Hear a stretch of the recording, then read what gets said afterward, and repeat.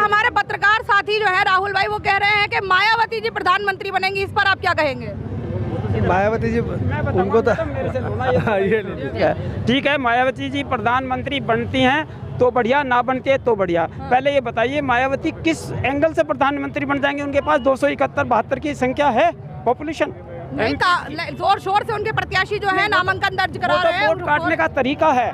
जो कुछ जातिवादी होते हैं या मतलब कम बुद्धि वाले लोग होते हैं, उनको बहकाने के लिए वोटों को मिसगाइड करने का तरीका होता है। जातिवादी नहीं, ज्यादातर बहुजन को उन्होंने दिया है। नहीं, बहुजन का टिकट नहीं है। बहुजन को देते तो गठबंधन में आती। बहन जी अगर बहुजन की बात करती तो गठबंधन में आती। आप लोगों ने मनाया ही नहीं, उन्हें लेने की कोशिश नहीं की। गठबंधन में मनाने के लिए जो देशभक्त है उनको कोई मनाना नहीं आता, वो बलिदान देने के लिए तैयार रहते हैं। ऐसे ही आपने चंद्रशेखर आजाद के साथ किया था, उन्होंने एक सीट मांगी थी, नगी आपने नहीं दी। तो गठबंधन में अगर आपने लेना होता तो एक सीट दे सकते। ऐसा है, गठबंधन की कहीं मजबूरियां होती है। हमने जनता ने उसको वैसे जिता दिया। चंद्रशेखर को वहाँ की जनता ने जिता दिया। लेकिन वो गठबंधन में तो नहीं है ना, जिता दिया तो आप अपने ऊपर क्रेडिट क्यों ले रहे हैं? नहीं, देखो वो हमें जनता ने देगा। जनता को ताकत देकर गया अम्बेडकर, ना कि नेताओं को, ना कि पार्टी को। हमें जिसे जिताना उसको जिताएंगे, जो हमें अच्छा लगता है। अब कन्हैया हमें अच्छा लगता है। क्यों अच्छा लगता है? जब ये जेल में गया था, इसने जेल में इसके नीला और लाल रंग के 2 कटोरे मिले थे। इसने कहा यह देश के अंदर जो क्रांति हुई या तो नीले रंग से हुई या लाल रंग से हुई है। अब मैं इन दोनों ही क्रांतियों को एक जगह जोड़ूंगा। उसने ये काम किया। फिर वो पार्टी छोड़ के कांग्रेस में आया, क्योंकि कांग्रेस राष्ट्रीय पार्टी है जिसका अपना बलिदान है और देश के लिए उन्होंने काम किया है। मुझे ये नहीं, मुख्यमंत्री बन चुकी है कई बार की मायावती, तो क्या अगर आपको क्या दिक्कत है जब एक दलित महिला जो है अगर वो प्रधानमंत्री बन जाती है तो क्या दिक्कत है? नहीं, प्रधानमंत्री बन जाओ, दिक्कत नहीं है बहन जी। हमें दिक्कत यह है कि 272 MP लाओ हमारे लिए। पहले MP तो लाओ। और MP एक तरफ तो जो सत्ता में बैठी उसके पास 40 पार्टियों से गठबंधन करके रह रही है, और आपकी मशीन ये इलेक्शन ये हमारी EVM मशीन उसके हाथ में है। अच्छा जी, और जिसके हाथ में कुछ नहीं है वो अकेली लड़ रही है, और उधर गठबंधन भी लड़ रहा है। वो बताओ कि कैसे लाएगी, और जनता उसका साथ छोड़गी।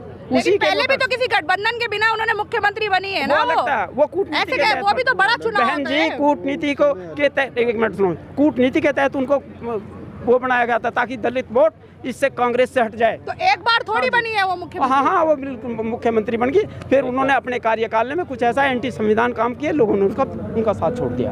अब वो अकेली लड़ती हैं, वोट काटने के लिए लड़ती है, इसलिए उन्हें जन समर्थन नहीं है। कभी ओवैसी हुआ करते थे, वही आज रोल मायावती रोल अदा कर रही हैं। लेकिन ये जनता का ये मुझे कांग्रेस का वो लगता है एजेंडा कि जब भी कांग्रेस या बीजेपी के अलावा कोई और पार्टी खड़ी होती है तो आप लोग हमेशा उसे बी टीम करार कर देते हैं, कह देते हैं कि वैसी बी टीम है या बसपा पार्टी वो बी टीम है। तो बीजेपी कहती चली आई है कि केजरीवाल को बी टीम बताती थी, तो आज क्यों केजरीवाल जी को अंदर कर रखा है इन्होंने? केजरीवाल जी ने जब दिल्ली में दंगे हुए थे तब 3 दिन तक क्यों सोए हुए थे, आप ये बताइए। केजरीवाल जी सोए नहीं थे, LG के दफ्तर में जाके वहाँ धरना प्रदर्शन करा था कि दिल्ली में क्या हो रहा है। अगर वो बी टीम नहीं होते तो वो 3 दिन तक एक्शन क्यों नहीं लिया गया? एक्शन कैसे ले सकते? उन्होंने ये कह के अपना पल्ला झाड़ लिया कि पुलिस हमारे अंडर में नहीं है। लॉ एंड ऑर्डर जब केंद्र के अंदर में नहीं आती, आपको बता दें, और देश के अंडर में नहीं आती, लेकिन वो BSF वगैरह कुछ भी कर सकते थे, उन्होंने कुछ नहीं किया। क्यों नहीं करा? आपको कैसे पता है? LG दफ्तर में जाके उन्होंने मोदी और अमित शाह ने जेल में डाल दिया। अब ये देखो, लोकतंत्र की हत्या हो रही है, इससे बड़ा संदेश क्या होगा? अब ये देखिए ना, इलेक्शन का चुनाव का दौर है ना, तो अपने फायदे के लिए उन्हें डाला गया है। उन्हें फायदे के लिए नहीं डाला गया है। ये आम आदमी पार्टी ही कह रही है। आम आदमी पार्टी नहीं कह रही है, ये तो देश का एक एक नागरिक बता देगा। अगर लॉ एंड ऑर्डर पुलिस हमारे हाथ में हो ना, सब कुछ करके दिखा देंगे। और देश के इतिहास में ऐसी पहली पार्टी है, दंगों के तुरंत बाद लोगों को मुआवजा मिला है।